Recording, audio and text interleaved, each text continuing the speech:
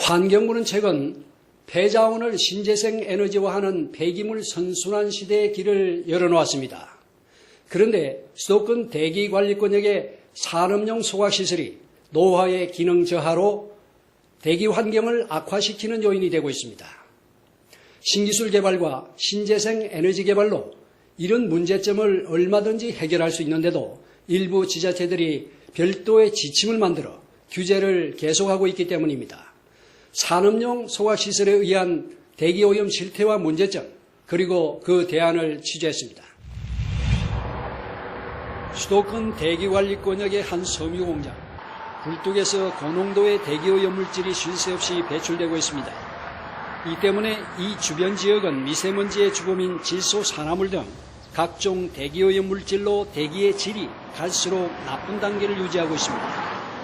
폐자원을 활용해 신재생 연료를 제조하는 한 공장, 각종 폐기물을 분쇄해 성형화하는 작업이 한창입니다. 수도권의 일부 섬유공장들은 폐자원으로 만든 RDF와 RPF 등 신재생 연료를 천연가스와 함께 보일러용 소각로에 사용하고 있습니다.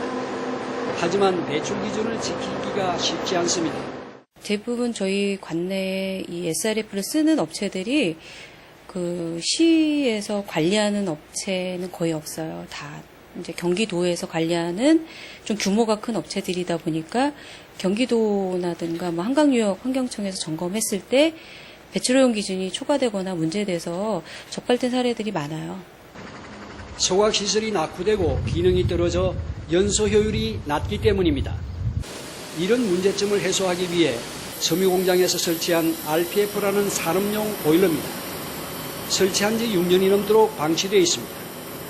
지자체에서 대기오염을 우려해 시험 가동을 해보지도 않은 채 허가를 내주지 않아 5억 원에 가까운 설치비만 날려버렸습니다. 이처럼 수도권의 일부 지자체들은 규제 대상이 아닌 보일러용 소각로에 별도의 지침을 만들어 규제를 계속하고 있습니다. 최근 대기오염 물질 대부분을 소각 분해 처리하는 첨단 소각로들이 속속 개발되고 있습니다. 한 중소기업이 신기술로 개발한 산업용 소각로입니다.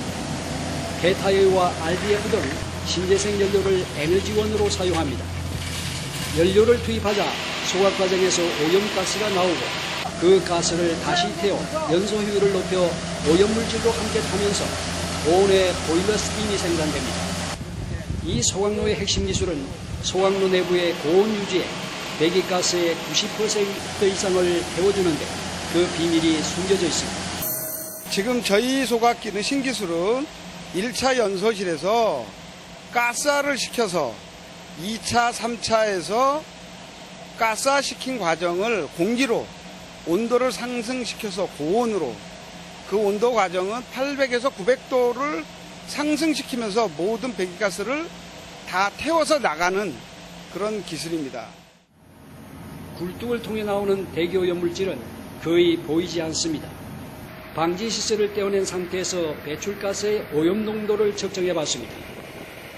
미세먼지, 다이옥신, 질소산화물, 황산화물 등 16가지 검사 항목 모두가 기준을 초과하지 않은 것으로 나타났습니다. 소각제 역시 완전 연소로 거의 나오지 않습니다.